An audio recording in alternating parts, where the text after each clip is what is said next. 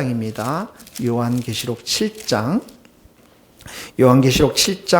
19절에서부터 17절 말씀까지 제가 한 절 읽고 여러분들이 한 절 읽도록 하겠습니다. 요한계시록 7장 9절입니다. 이 일 후에 내가 보니 각 나라와 족속과 백성과 방언에서 아무도 능히 셀 수 없는 큰 무리가 나와 흰 옷을 입고 손에 종려 가지를 들고 보좌 앞과 어린 양 앞에 서서 큰 소리로 외쳐 이르되 구원하심이 보좌에 앉으신 우리 하나님과 어린 양에게 있도다 하니 모든 천사가 보좌와 장로들과 네 생물의 주위에 서 있다가 보좌 앞에 엎드려 얼굴을 대고 하나님께 경배하여 이르되 아멘. 찬송과 영광과 지혜와 감사와 존귀와 권능과 힘이 우리 하나님께 세세토록 있을지어다. 아멘 하더라. 장로 중 하나가 응답하여 나에게 이르되 이 흰옷 입은 자들이 누구며 또 어디서 왔느냐? 내가 말하기를 내 주여 당신이 아시나이다 하니 그가 나에게 이르되 이는 큰 환난에서 나오는 자들인데 어린 양의 피에 그 옷을 씻어 희게 하였느니라. 그러므로 그들이 하나님의 보좌 앞에 있고 또 그의 성전에서 밤낮 하나님을 섬기매 보좌에 앉으신 이가 그들을 위해 장막을 치시리니 그들이 다시는 줄이지대 아니하며 목마르지대 아니하고 해나 아무 뜨거운 기운이 상하지 아니하리니. 다 같이 읽겠습니다. 이는 보좌 가운데 계신 어린 양이 그들의 목자가 되사 생명수샘으로 인도하시고 하나님께서 그들의 눈에서 모든 눈물을 씻어 주실 것임이라. 아멘. 7장의 전반부 4절에 보면 14만 4천 명이 나옵니다. 그리고 오늘 읽었던 9절에 보면 각 나라와 족속과 백성과 방언에서 아무도 능히 셀 수 없는 큰 무리에 대한 이야기가 나옵니다. 7장의 전반부 1절에서 8절까지는 지상에 있는 교회, 전투하는 교회에 대해서 설명하고 있습니다. 그러니까 14만 4천 명은 정말 깨어있는 복음을 위해서 목숨까지도 바칠 수 있는 군인들, 전투하는 성도들, 전투하는 교회를 그려주고 있고 오늘부터 읽었던 이 말씀, 9절부터 읽었던 이 말씀, 셀 수 없는 무리, 이 무리들이 어린 양 예수 그리스도와 하나님을 찬양하고 경배하는 이 모습은 천상교회의 모습을 그려주고 있습니다.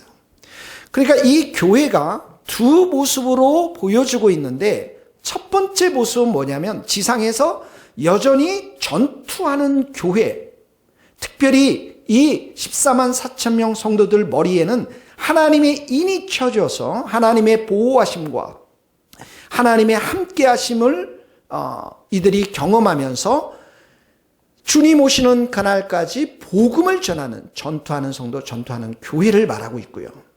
그리고 지금 천상에는 예배가 이미 시작되고 이미 계속되고 있는데 이 성도들은 셀 수 없는 무리, 이 성도들은 전투가 이미 끝난, 그래서 보좌 앞에 가서 어린 양 예수 그리스도와 그리고 하나님께 영광과 찬송과 예배를 드려주는 성도들을 말하고 있는 것입니다. 그러니까 성도란 누구인가? 교회란 어떤 모습인가? 딱 두 가지의 모습으로 딱 요약하자면 전투하는 성도, 전투하는 교회, 복음을 전하는 교회를 말하고 있고요. 예배하는 성도, 예배하는 교회의 모습을 가지고 있는 것입니다. 그래서 이 오늘부터 9절 8절부터 읽었던 이 오늘 본문은 바로 천상의 교회의 모습, 예배하는 성도들의 모습을 그려주고 있는 것이죠. 먼저 9절, 10절, 11절, 12절, 9절에 12절 말씀 다시 한번 읽겠습니다. 시작. 이 일 후에 내가 보니 각 나라와 족속과 백성과 방언에서 아무도 능히 셀 수 없는 큰 무리가 나와 흰 옷을 입고 손에 종려 가지를 들고 보좌 앞과 어린 양 앞에 서서 큰 소리로 외쳐 이르되 구원하심이 보좌에 앉으신 우리 하나님과 어린 양에게 있도다 하니 모든 천사가 보좌와 장로들과 네 생물의 주위에 서 있다가 보좌 앞에 엎드려 얼굴을 대고 하나님께 경배하여 이르되 아멘. 찬송과 영광과 지혜와 감사와 존귀와 권능과 힘이 우리 하나님께 세세토록 있을지어다. 아멘 하더라. 첫 번째 성도는 누구냐면 10절에 보세요. 구원하심이 보좌에 앉으신 우리 하나님과 어린 양에게 있도다. 이렇게 구원의 노래를 부르는 자들이 성도인 것입니다. 오직 하나님께 예배를 드리는 것, 이 예배의 초점이 하나님과 어린 양에게 있음을 여기에서 보여주고 있는 것이죠. 아무라도 여기 9절에 보면 아무라도 능히 셀 수 없는 큰 물이라고 하는 것은 그동안 2000년 동안 구원받았던 많은 성도들을 말하고 있는 것입니다. 믿음의 조상들, 순교자들, 우리의 선조들, 먼저 간 우리의 믿는 자들, 모든 성도들을 말하고 있는 것이죠. 이 천국에는 큰 무리에 예수님을 믿는 성도들이 많이 있다라는 것입니다. 그래서 가보면 서로 놀라는 거예요. 아니, 너가 여기에 왔니? 아니, 너도 어떻게 초등학교 때 우리가 예수 교회 다녔는데 너는 어떻게 이곳에 왔니? 서로 놀라고 너무나도 많은 무리들로 인해서 모두가 깜짝 놀라며 찬양과 예배를 드리는 곳이 바로 천국인 것입니다. 여러분, 주님의 사랑의 품은 굉장히 넓습니다. 주님의 은혜는 바다보다도 하늘보다도 더 크고 무한한 것이 주님의 은혜인 것입니다. 여러분, 아브라함에게 하나님께서 약속의 말씀을 주셨죠? 아브라함을 밖으로 데리고 와서 하나님께서 뭐라고 말씀하셨습니까? 하늘을 우러러 물별을 셀 수 있나 보라. 내 자손이 이와 같으리라. 이들이 흰옷을 입었습니다. 이 흰옷이라는 것은 승리를 상징하는 옷이고 순결을 상징하는 것이고 그리스도의 의의 옷을 입은 자들, 그리스도의 피로 의인이 된 자를 이것을 상징하는 그러한 옷인 것입니다. 손에 종려나무를 가지를 들었다라는 것은 승리의 상징, 축복의 상징, 기쁨의 상징을 여기서 보여주고 있는 것입니다. 이들이 보좌 앞과 어린 양 앞에 서서 큰 소리로 찬양과 경배를 드립니다. 찬양이 끝이 없습니다. 밤낮 쉬지 않고 하나님 앞에 찬양과 경배를 드리고 예배를 드리는 곳이 천국입니다.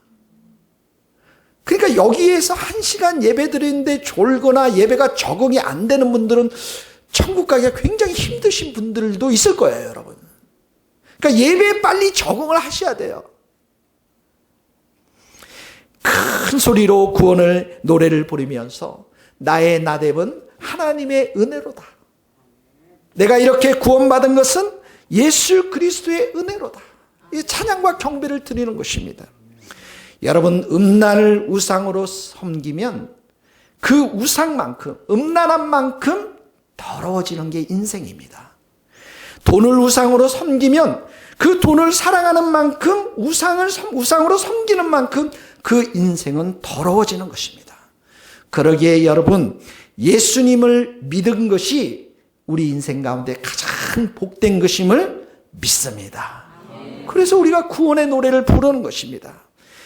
구원하심이 보좌에 앉으신 우리 하나님과 어린 양에게 있도다. 이 큰 소리로 찬송을 부르는 것입니다. 여러분, 우리가 진정한 예배라는 건 무엇이냐면 오직 우리의 영혼이 하나님만 바라보는 것, 예수 그리스도께 초점을 맞추는 것, 우리의 심령이 깨어진 심령이 되어서, 가난한 심령이 되어서 오직 한 분 예수님과 어린 양 예수님을 바라보는 것에서부터 그 예배가 시작이 되는 것입니다. 여러분, 하나님은 우리의 중심을 보십니다. 마음의 상태, 영혼의 상태를 봅니다. 과부의 동전 2립을 바친 것을 칭찬하신 예수님을 생각해 보십시오.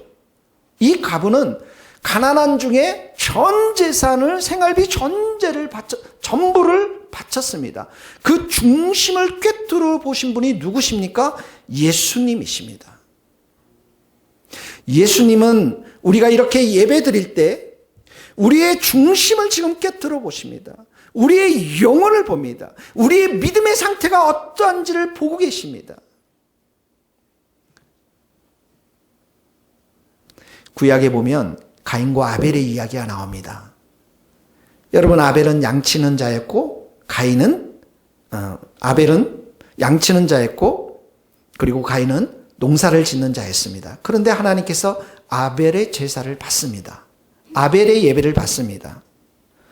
그 이유가 무엇일까요, 여러분? 창세기에는 답이 없습니다. 근데 하나님은 우리가 예배를 드릴 때, 제사를 드릴 때 우리 중심을 보십니다.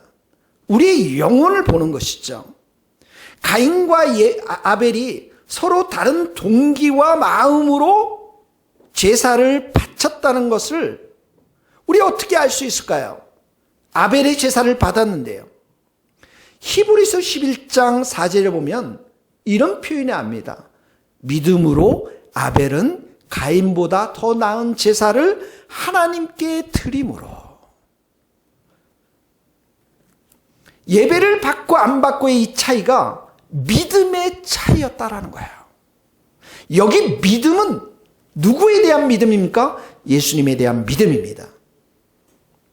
믿음으로 드린 아벨의 제사, 이 말은 아벨이 제사를 드릴 때에, 예배를 드릴 때 예수님을 바라보면서 예수님의 십자가의 구원을 의지하면서 온전하게 그 깨어진 심령으로 제사를 드렸다라는 거야.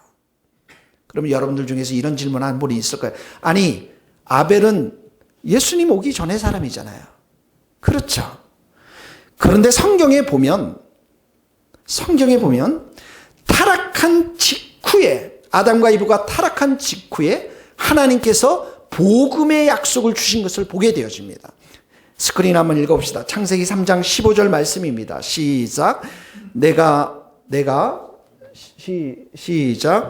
너로 여자와 원수가 되게 하고 내 원수도 여자의 후손과 원수가 되게 하리니 여자의 후손은 내 머리를 상하게 할 것이요 너는 그의 발꿈치를 상하게 할 것이니라. 여자의 후손이 누굽니까? 예수님이십니다. 내 머리를 상하게 할 것이다. 내 머리가 누굽니까? 사단의 머리입니다. 그리고 사단은 예수님의 발꿈치를 상하게 할 것이다. 이게 뭡니까? 복음을 주신 거예요.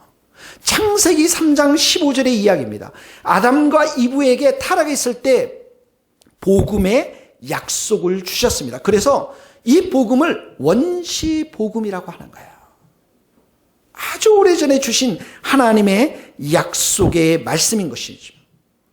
그래서 이 복음 안에는 내 여자의 후손 예수님이 이야기가 있는데, 이 복음의 핵심인 예수님에 대한 그 이야기가, 복음이 바로 아담을 통해서 가인과 아벨 셋 자녀들에게 내려왔고, 아벨은 그 믿음을 가지고 제사를 드렸고, 희생의 제사를 드렸고, 그리고 아벨이 죽었으니까 이제는 셋을 통해서, 또 셋은 에녹을 통해서, 에녹은 그 자녀들을 통해서, 아브라함을 통해서, 이삭을 통해서, 야곱을 통해서, 요셉을 통해서, 모세를 통해서 이렇게 믿음의 제사가 계속 되어지면서 예수님이 오신 것으로 성경은 기록하고 있다는 것이죠. 그래서 이들이 예수님을 본 적은 없지만 이 복음에 대한 소식을 듣고 믿음으로 오실 그 예수님, 십자가에 달려 돌아가실 그 예수님을 바라보면서 믿음의 제사와 믿음의 예배를 드렸다는 거예요. 이것은 예배를 드릴 때, 제사를 드릴 때 온전히 십자가만을 의지하는 예배를 말하는 것입니다. 온전히 예수님만을 의지하는 그런 예배를 말하는 것입니다. 여러분, 구약의 성도들과 신약의 성도 모두는 십자가를 통해서 구원받습니다. 이게 성경의 이야기예요. 구약의 성도들은 오실 그 예수님을 소망하면서 예배를 드렸고, 그래서 예수님이 십자가에 달려 돌아가심으로 인해서 구약의 모든 성도들도 구원하셨고, 신약의 모든 성도들도 십자가에 십자가를 통해서 구원을 받은 것입니다. 그래서 이 구약의 성도들은 이 아벨은 이런 예수님을 향한 믿음, 온전한 믿음을 가지고 그리고 이 제사를 예배를 드렸던 것입니다. 그래서 지금 천상에 가서는 누가 있습니까? 아벨도 있습니다. 모세도 있습니다. 베드로도 있습니다. 우리 선조들도 다 있습니다. 근데 이들이 찬양을 드리는 예배의 주제는 하나입니다. 뭡니까? 큰 소리로 외쳐 이르되 구원하심이 보좌에 앉으신 하나님과 어린 양에게 있도다. 오직 구원을 주시는 분은 하나님과 예수님밖에 없음을 이들은 선포하고 있는 것이고, 이것이야말로 뭐예요? 진짜 예배라는 거야. 진짜 예배. 우리의 모든 심령이 하나님과 예수님께만 초점을 맞춰서 구원하신 그 하나님과 예수님을 높여드리는 것, 이것이 진짜 예배라는 것입니다. 가인은 자신을 믿었습니다. 맏아들이었습니다. 이스라엘의 맏아들의 위치는 모든 것을 상속할 수 있는 아주 중요한 위치입니다. 나는 맏아들이다. 우월의식으로 성전에 가서 의식을 행하고, 맏아들이라고 하는 그런 의식을 가지고 헌금을 넣고, 가인은 자신의 지위, 자신의 힘, 자신의 의지, 자신의 스스로를 의지하면서 이 예배를 드렸던 것입니다. 하나님께서 받지 않으신 거죠. 그러나 아벨은 전적으로 앞으로 오실 그 예수님을 바라보고, 앞으로 일어날 십자가의 은혜를 의지하면서, 하나님의 긍휼을 의지하면서 예배를 드렸던 것입니다. 이것이 바로 믿음으로 드린 제사를 말하는 거예요. 아벨이 드린 믿음의 제사를 말하는 것입니다. 사랑하는 성도 여러분, 축복합니다. 이 시간에 믿음으로 하나님과 예수님만 의지할 수 있기를 예수님의 이름으로 축복합니다. 아멘. 여러분, 하나님이 기뻐하시는 것, 하나님이 원하시는 제사, 번제, 하나님이 기뻐하시는 제사와 번제는 하나님이 원하시는 그런 제사는 상한 심령이라고 말했어요. 상하고 통회하는 마음을 하나님은 멸시하지 않는다고 말씀했습니다. 여기 상한 심령, 상하고 통회하는 마음이라는 것은 오직 십자가를 붙드는 마음이에요. 오직 예수님만 의지하는 그런 마음인 것입니다. 예수님께서 말씀하셨죠. 아버지께 참되게 예배하는 그때가 올 텐데, 예배하는 자들은 신령과 진정으로 예배해야 된다. 신령, 영으로, 완전히 깨어진 영으로. 내 인생의 모든 주인이 되시고 왕이 되시는 분은 예수님밖에 없습니다. 이 깨어진 심령으로 예배를 드릴 그때가 온다라는 것. 하나님께서 찾는 그런 예배는 그런 자들이 모여있는 그 예배, 그곳에 하나님께서 찾아가 주시고 은혜와 은총을 베풀어 주신다라는 것입니다. 나는 아무것도 아닙니다. 주님, 나는 죄인입니다. 내가 할 수 있는 것은 아무것도 없습니다. 내가 구원받고 내가 살아가는 모든 힘은 십자가의 피에서 나옵니다. 이 십자가의 보혈의 능력을 나는 믿습니다. 그리고 이렇게 예수님의 용서와 예수님의 사랑의 깊이를 체험하면 할수록 그 입술에는, 그 마음에는 큰 소리로 외치는 것입니다. 구원하심이 보좌에 앉으신 하나님과 어린 양에게 있도다. 이 짧은 문장 안에 모든 게 다 들어가 있는 거예요.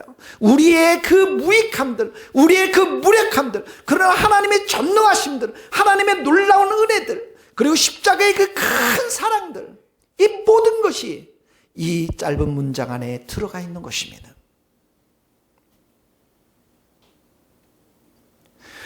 (50대) 중반을 넘은 한 성도가 있는데요. 이분이 40대 때, 지금으로부터 한 15년 전에 음란과 쾌락을 쫓아서 가정을 버리고 집을 나갑니다. 2딸이 있었습니다. 그 2딸 그렇게 울면서 아빠를 잡았는데도 그렇게 나가게 됩니다. 이 가장이 집을 나간 후에 10개월 만에 자신의 부모님이 돌아가십니다.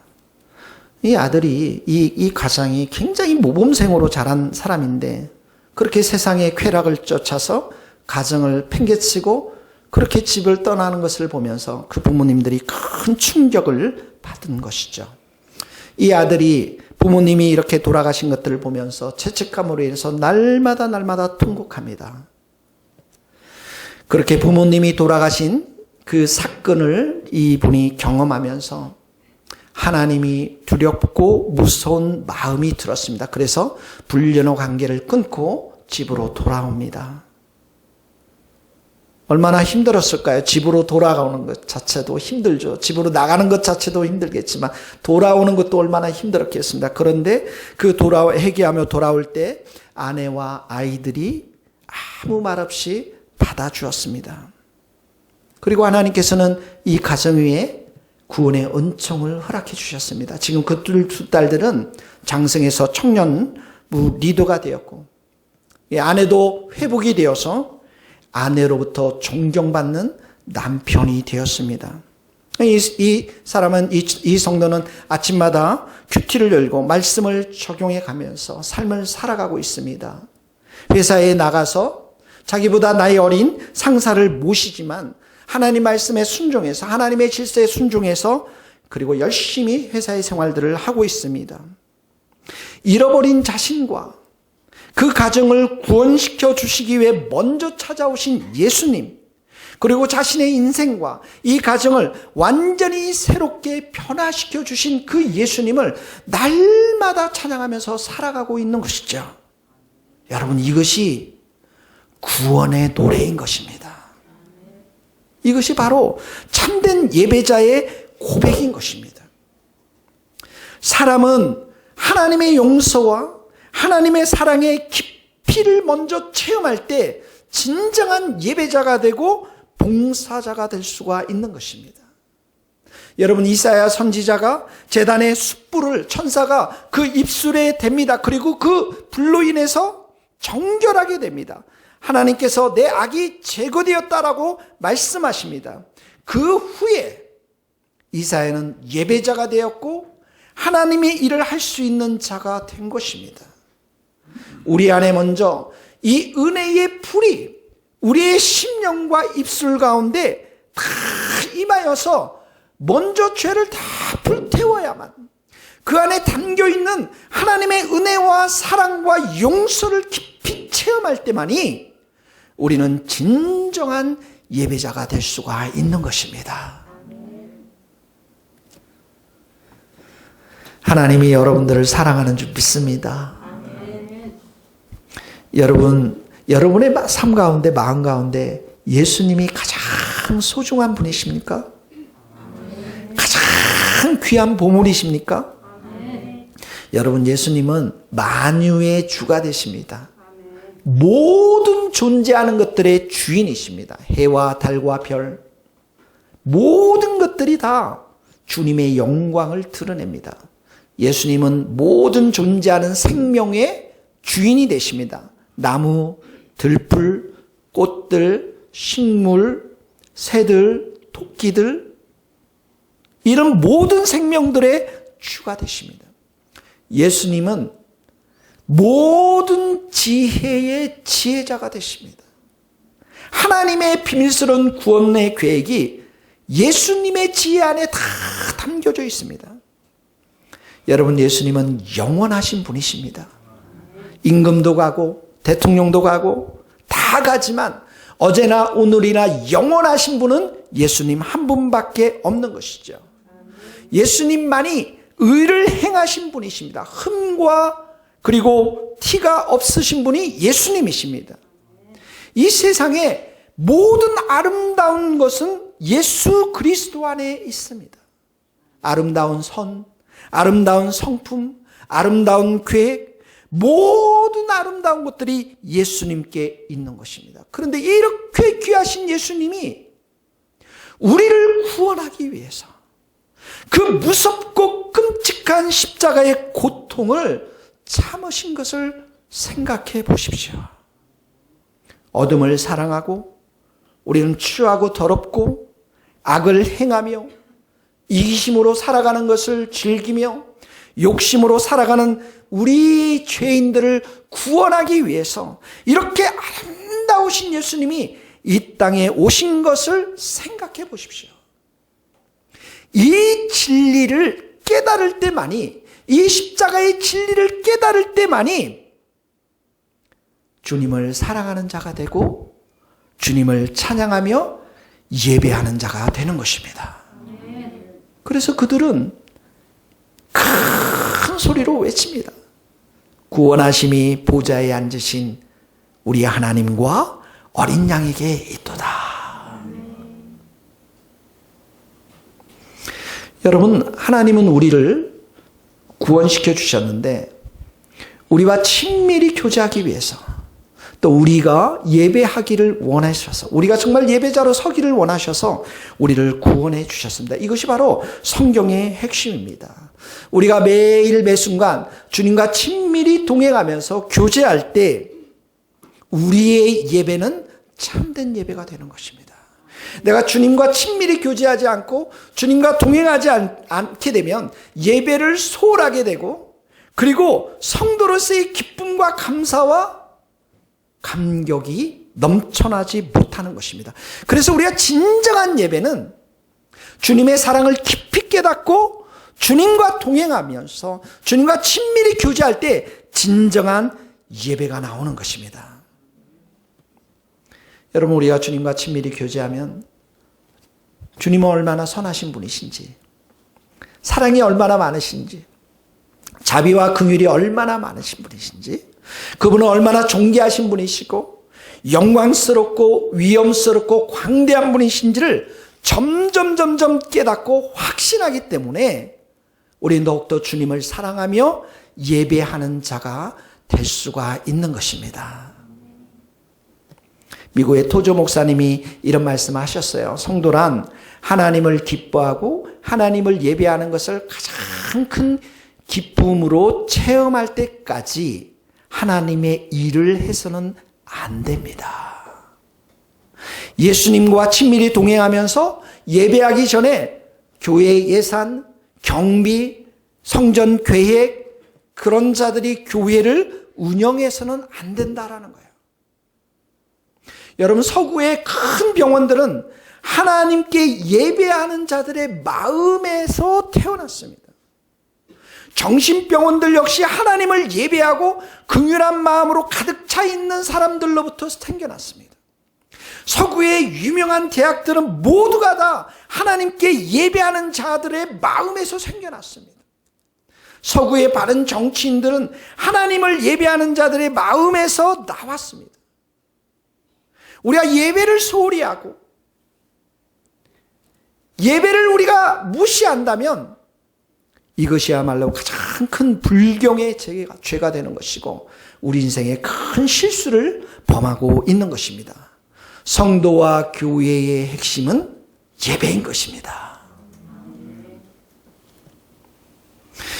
여러분, 성화라는 이야기 많이 들었죠. 칭의라는 것은 우리가 의롭게 된 것. 성화라는 것은, 여러분, 성화를 어떻게 정의합니까? 어떤 분은 말합니다. 이 성화라는 것은 마치 정원에서 잡초를 뽑아내듯이 죄를 뿌리째 뽑는 것을 말합니다. 어떤 분은 성화라는 것은 옛 본성, 타락한 본성을 죽이는 것을 말합니다. 네, 모두가 맞는 말입니다. 그런데 더 좋은 정답은 무엇이냐면 성화라는 것은 우리를 성화시키는 분, 우리의 모든 것의 주인이 되시는 그 분, 하나님과 예수님을 예배하는 것입니다. 예배하는 것입니다. 그들의 삶 가운데 날마다 큰 소리로 외칩니다. 구원하심이 보좌에 앉으신 우리 하나님과 어린 양에게 있도다. 이렇게 예배하는 자들입니다. 11절과 12절 우리 한번 읽어봅시다. 11절 12절입니다. 시작. 모든 천사가 보좌와 장로들과 내 생물 주위에 서 있다가 보좌 앞에 엎드려 얼굴을 대고 하나님께 경배하여 이르되 아멘. 찬송과 영광과 지혜와 감사와 존귀와 권능과 힘이 우리 하나님께 세색도록 있을지어다. 아멘 하더라. 이렇게 하나님께 찬양하며 예배드리는 우리 성도들 될 수 있기를 예수님 이름으로 축복합니다. 첫째 성도는 구원을 노래하며 하나님께 예배하는 절. 두 번째는 뭐냐면 성도는 예수님의 피로 환난과 고난을 이겨낸 자들입니다. 13절 14절 한번 읽겠습니다. 장로중 시작. 장로중 하나가 응답하여 나에게 이르되 이 흰옷 입은 자들이 누구며 또 어디서 왔느냐. 내가 말하기를 내 주여 당신이 아시나이다 하니 그가 나에게 이르되 이는 큰 환난에서 나오는 자들인데 어린 양의 피에 그 옷을 씻어 희게 하였느니라.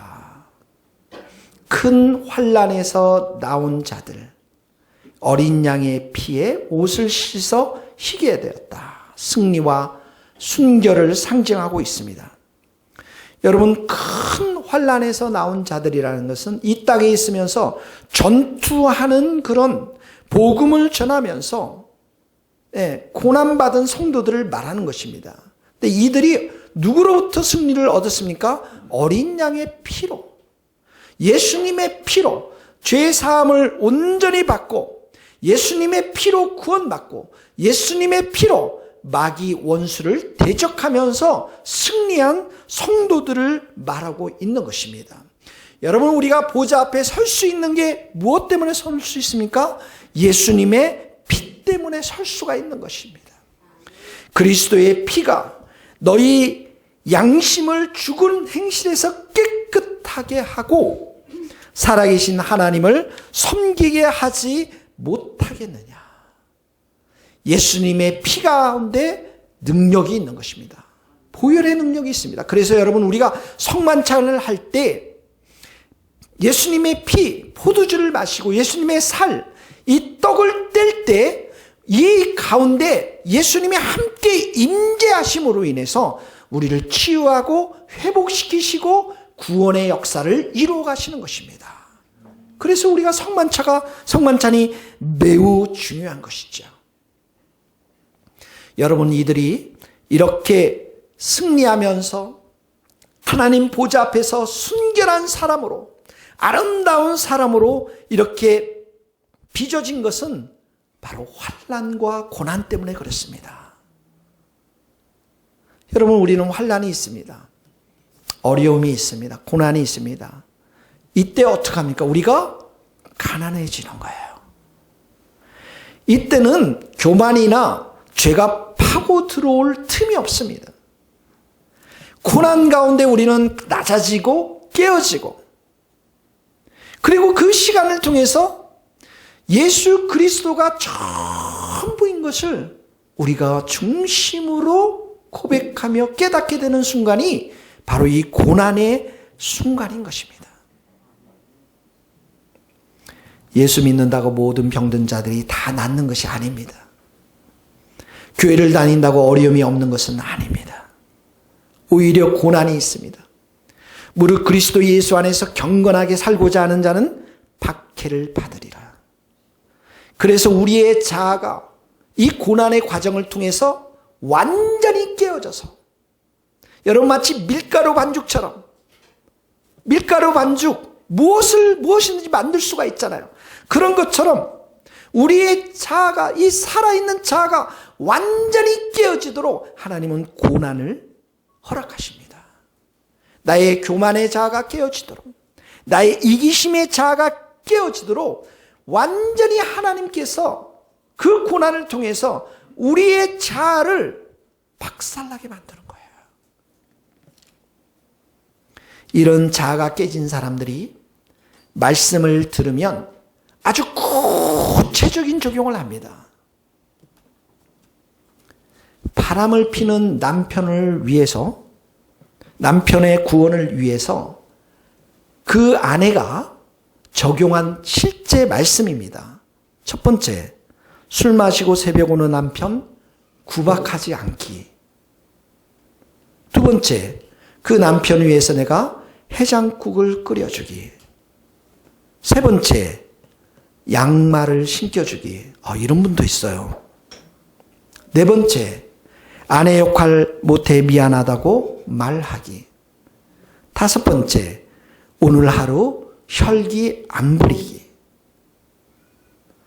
여러분, 이런 적용들은 정말 말씀으로 완전히 깨지지 아니하면 도저히 이런 말씀들은 적용할 수가 없는 것입니다. 그래서 여러분, 결혼이라는 것은 행복이 아니라 거룩함을 추구해 가는 것이에요. 거룩함을 추구해 가는 것입니다. 남편이 아내를 사랑하고 아내가 남편에게 순종하도록 하나님께서 세우신 이 영적인 질서를 우리가 어떻게 순종하며 살아갈 수 있겠습니까? 그런데 예수 그리스도를 바라본다면, 각자가 예수 그리스도를 바라본다면 그러한 거룩한 결혼의 생활들을 이루어갈 수가 있는 것입니다. 그래서 현모양처가 된다는 성경적 의미는, 그리고 성숙한 남편이 되어진다라는 성경적 의미는 내가 먼저 죽어지고 썩어지는 것을 말하는 것입니다. 그래서 겸손하게 주님만 바라보도록, 오직 주님만을 의지하도록, 오직 예수님만 바라보도록 하나님은 우리에게 고난을 허락하시는 거예요. 성도들은 이런 고난을 통해서 오직 하나님만을 붙잡고 오직 예수님만을 붙잡는 자들이 성도들인 것입니다. 하나님께서 시편 34편 18편을 통해서 여호와는 마음이 가난한 자를 가까이 하시고 통회하고 마음이 겸손한 자와 함께 하시고 중심으로 통회하는 자를 구원해 주신다. 고난을 통해서 우리가 그렇게 변화되는 것입니다. 그리고 그 지점에서 하나님과 예수님을 깊이 있게 만나는 것입니다. 한 청년이 있습니다. 2학년 때 누님이 조현병이 발병했습니다. 조현병이라는 것은 이제 정신분열병인데 어학적 용어로 바꿔서 그렇게 말하는 거죠. 그래서 이 누나가 이 조현병이 나타나기 시작하면 옷을 벗고서 소리를 지르고 새벽에도 집 밖으로 나아가고 예측할 수 없는 행동을 하고 소란을 피우면 그 집이 완전히 지옥 같은 그러한 집안이 되었던 것이죠. 이 청년이 어렸을 때부터 교회를 다녔지만 이 누님의 이런 모습을 보면서 하나님을 향한 원망, 하나님의 선한 뜻이 이 무엇인지 정말 깨달을 수 없고, 하나님이 이렇게 우리 가정에 잔인할 수 있습니까? 하나님을 향해서 원망하고 불평하고 때로는 예수님에 대해서 비웃고 우리 누님을 이렇게 치유하지 못하는 의사와 목사도 무시하면서 살았습니다. 그런데 얼마 뒤 집안의 기둥이었던 아버지가 암으로 돌아가셨는데 그 일로 인해서 누님은 더욱더 심해지고 이 조현병이 더욱더 심해지고 호전될 기미가 보이지 않고 병원을 전전하면서 입퇴원을 반복하게 되었습니다. 여러분, 가정에 우리 가족 중에 아픈 환자가 있으면 이렇게 힘들지 않습니까, 여러분? 그러자 이 청년이 너무 심신에 지쳤고 자기의 삶의 모든 것들이 다 무너지는 것들을 보면서 자신의 의를 버리고 주님을 찾기 시작합니다. 하나님을 찾기 시작합니다. 어렸을 때부터 교회를 다녔고 그렇게 예배를 형식적으로 드렸지만 십자가의 의미가 무엇인지를 깨닫지 못했습니다. 그런데 이 누님의 이런 고통을 통해서 이 청년과 이 가정 구원하기 위해서 예수님이 피를 흘려주신 그 사실을 깊이 깨닫게 되었습니다. 이 청년의 고백입니다. 사람 중에 높임을 받는 것이 최고인 줄 알다가 하나님 앞에 미움받는 인생으로 끝날 수도 있는 저였는데 최고의 사랑으로 구원이 이루어지는 가정 환경을 주신 하나님을 찬양합니다. 하나님은 여러분 성경에서 천국의 이야기보다 고난과 지옥에 대한 이야기를 많이 했습니다. 고난과 십자가에 대한 이야기가 많이 나옵니다.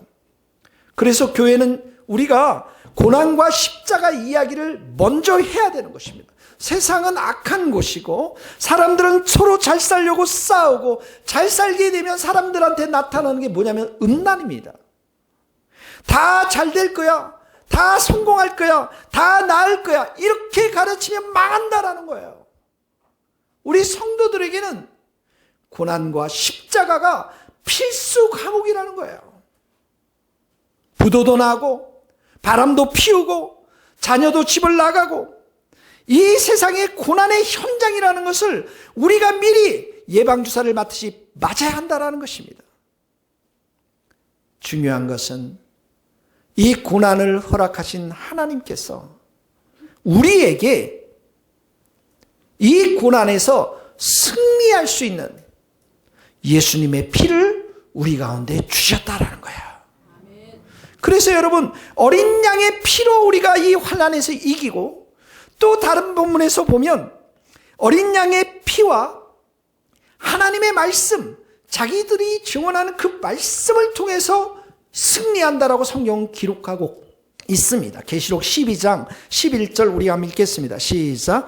또 우리 형제들이 어린 양의 피와 자기들이 증언하는 말씀으로서 그를 이겼으니 그들은 죽기까지 자기들의 생명을 아끼지 아니하였더라. 여러분, 예수님의 피가 우리를 새롭게 합니다. 우리를 무너뜨리려고 하고 힘들게 할 때 우리는 보혈의 능력을 의지해야 됩니다. 주님, 내 입술에 예수님의 피를 뿌려주세요. 내 마음에 예수님의 피를 뿌립니다. 주님, 내가 이렇게 전도하려고 하지만 이것은 나의 힘으로 되지 않습니다. 어린 양의 피에 의지합니다. 기도합니다. 오직 어린 양의 피와 성령의 능력으로 복음이 전파되게 하여 주시옵소서. 그렇게 하면 이긴다라는 것입니다. 하나님의 말씀을 붙잡고 우리가 그 말씀을 붙잡고 순종하고 적용하면 이긴다라는 거예요. 그래서 여러분, 큐티나 새벽 말씀을 해치우면 안 돼요. 5분 10분 만에 빨리 해치워버리면 안 돼요. 그 말씀을 먹는 시간이 가장 중요합니다. 그 말씀을 통해서 나를 보고, 그 말씀을 통해 가정을 보고, 그 말씀을 통해 교회를 보고, 그 말씀을 붙잡고 내가 살아갈 때, 순종할 때 하나님은 우리에게 승리를 주실 줄 믿습니다. 여러분, 성도는 구원의 노래를 부르는 자입니다. 예배자들입니다. 둘째, 성도는 예수님의 피로 환난과 고난, 예수님의 말씀으로 승리하는 자들입니다. 세 번째, 성도는 이 땅이 전부가 아니라 천국의 영원한 복이 있다는 것을 믿어야 됩니다. 그 천국에서 주님은 우리의 눈물을 다 씻어주십니다. 15절부터 17절 말씀 같이 읽겠습니다. 그러므로 시작. 그러므로 그들이 하나님의 보좌 앞에 있고 또 그의 성전에서 밤낮 하나님을 섬기매 보좌에 앉으시니가 그들 위에 장막을 치시리니 그들이 다시는 줄이지도 아니하며 목마르지도 아니하고 해나 아무 뜨거운 기운에 상하지도 아니하리니 이는 보좌 가운데 계신 어린 양이 그들의 목자가 되사 생명수샘으로 인도하시고 하나님께서 그들의 눈에서 모든 눈물을 씻어주실 것입니다. 여러분, 하나님, 우리가 천국에 하나님은 우리에게 보좌 앞으로 인도합니다. 구원받은 우리 성도들은 천국에서 주님의 헤드 테이블에 앉아요. 이렇게 헤드 테이블 같이. 우리 백악관에 트럼프 대통령이 지경래 권사님하고 우리 한성자 원사님, 어선 원사님 세 분 초청해서 이렇게 식사한다고 생각해 보시죠. 물론 트럼프 대통령이 매우 불편하겠죠. 한국말을 못하기 때문에. 근데 얼마나 영광스러운 자리입니까, 여러분.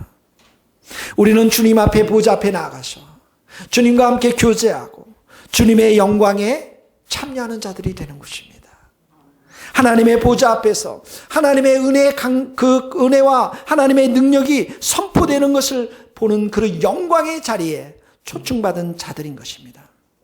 밤낮 하나님을 섬겼다라는 것은 끝없이 하나님께 예배와 찬양을 드리는 것을 말하는 것입니다. 그 자리에서 하나님은 이 백성들을 위해서 장막을 치십니다. 장막을 쳤다라는 것은 그들과 함께 거한다라는 것입니다. 출애굽기의 구름 기둥과 불 기둥으로 이스라엘 백성들과 함께 했을 때 그 하나님의 임재, 이것을 쉐키나라고 합니다. 쉐키나. 하나님이 함께 했다라는 거예요. 하나님의 임재를 말합니다. 여러분, 천국은 이렇게 하나님이 우리와 함께 임재한 곳으로, 가장 거룩한 곳으로, 영광스러운 곳으로, 사탄이 틈탈 수도 없고 그 자리에는 고통과 슬픔과 눈물이 전혀 없는, 어둠의 권세가 없는 하나님의 영광으로 가득 찬 곳이 바로 천국인 곳입니다. 우리는 그곳에서 줄이지 아니하고 목마르지 않습니다. 굶주림이나 목마르지 않는다는 것은 이 땅의 고난의 시간을 지나서 천국에서는 우리의 인생이 완전히 역전될 것임을 말씀하고 있는 거예요. 광야의 뜨거운 그 열기, 고난에 받았던 그 해, 고통스럽게 받았던 그 고난이 천국에는 없다라는 것이죠. 그래서 천국의 그 쉐키나의 하나님, 우리와 함께 하시는 하나님으로 인해서 더 이상 모든 고통들은 다 사라지고 자유를 선포하고, 어린 양이신 예수님은 목자가 되어 주셔서 우리를 생명수 샘으로 인도합니다. 그래서 그 생명수 샘에 가서 우리는 영원히 목마르지 않는 은혜의 생명수를 마시고, 위로의 생명수를 마시고, 성령의 생명수를 마시면서 천국에서 영원한 쉼을 누리는 것입니다. 그때 하나님은 우리의 눈에서 눈물들을 다 씻어주십니다. 모든 눈물입니다. 죄로 인한 눈물, 사람으로 인한 눈물, 고통으로 인한 눈물, 죽음으로 인한 눈물, 이 모든 눈물을 하나님은 다 씻어주십니다. 천국에 하나님이 계십니다. 예수님이 계십니다. 그러므로 예수님 믿고 천국에 가는 것, 예수 믿고 하나님과 예수님이 계신 천국에 가는 것, 예수 믿지 않고 마귀가 있는 지옥으로 가는 것, 이것이 뭐냐면 복음의 핵심인 것입니다. 성도는 이 세상에서 모든 것을 다 누릴 수 없습니다. 여러분, 예수 믿으면 무병장수하고 풍요롭고 회사에서 잘되고 성공이, 이런 것이 진정한 축복이 아닌 것입니다. 성도에게 이 세상은 미완성의 교양곡입니다. 우리는 완전한 위로를 받지 못해요. 우리는 완전한 행복 가운데 살 수 없습니다. 이 땅에서는 부족하고 모든 것이 미완성입니다. 초대교회 성도들을 보세요. 예수 믿었기 때문에 장사도 못했습니다. 취업도 안 됐습니다. 감옥 갔습니다. 헐벗었습니다. 목마른 자들이고 무시당한 자들이었습니다. 카타콤이라고 하는 그 무덤에서 함께 살았습니다. 사회 속에서 완전히 멸시를 당했던 사람입니다. 복음을 전하면서 고난도 받았습니다. 그런데 이들이 천국에 가서 풍성하신 하나님, 넉넉하게 채워주실 그 하나님을 만나면서 위로와 은혜의 삶을 살게 된 것을 우리는 오늘 이 계시록을 통해서 보게 되어집니다. 사랑하는 성도들 여러분, 100년 전에 이 조선의 땅은 너무나도 무지했습니다. 너무나도 가난했습니다. 모든 게 없었던 그 시간에 우리 믿음의 선조들은 죄 많은 이 세상을 넘어서 천국을 사모했습니다. 천국을 그리워했습니다. 주님을 온전하게 기다렸습니다. 온전히 주님만을 바라봤습니다. 그때 한국교회는 너무나도 강했고, 그때 한국교회는 하나님의 한량없는 은혜가 성도들 10년 가운데, 우리 선조들의 10년 가운데 쏟아져 내렸던 것입니다. 사랑하는 성도 여러분, 이 땅은 우리의 땅이 아닌 것입니다. 천국을 바라보면서, 영원한 천국의 축복을 바라보면서 예수님 잘 믿고 환난과 핍박을, 고난을 예수님의 피와 말씀으로 이겨내며 오늘도 지옥으로 갈 수밖에 없는 귀한 형제자매들을 우리가 불쌍히 여기며 복음을 전하며 천국에 함께 갈 수 있는 우리 모든 성도들 될 수 있기를 예수님의 이름으로 축복합니다. 예수님의 이름으로 축복합니다. 우리 찬양을 부르겠습니다. 우리 보좌 앞에 모였네. 이 찬양 한번 부르고 꺼주시기 바랍니다.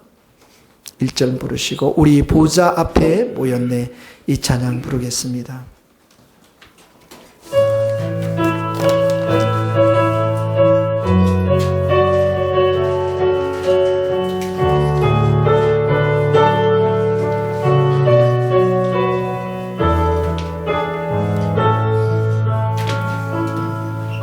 이 보좌 앞에 모였네 함께 주를 찬양하며 하나님의 사랑 그 아들 주셨네 그의 피로 구원받았네 십자가에서 흘린 그 사랑 강같이 온 땅에 흘러 각 나라와 족속 백성 방언에서 구원받고 경배들이 우리 손을 들고 찬양합시다. 한 손을 듭시다. 구원하심이 보좌에 앉으시 우리 하나님과 어린 양께 있도다 구원하심이 보좌에 앉으신 우리 하나님과 어린 양께 구원하심이 보좌에 앉으신